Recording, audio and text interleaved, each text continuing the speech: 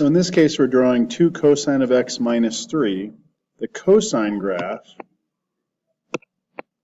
is with our x's. So we're going to go 1, 0, -1, 0, and back to 1.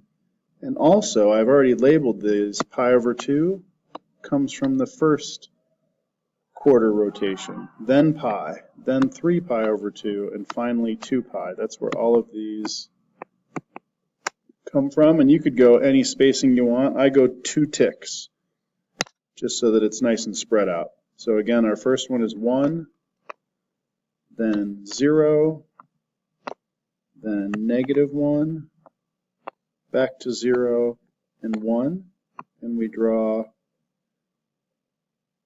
a cosine graph. Our amplitude this time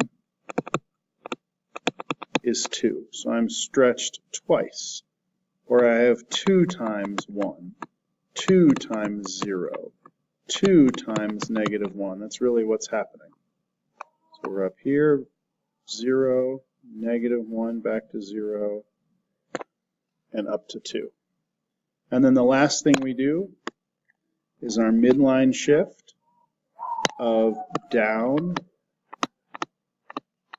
3. So the midline was at 0.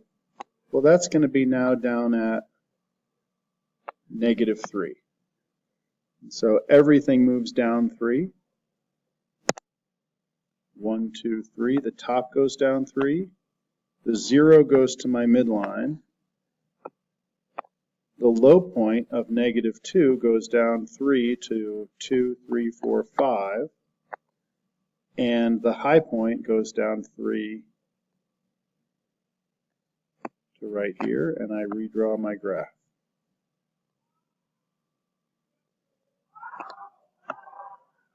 Down 3, still an amplitude of 2. 2 from the midline to the high and low point.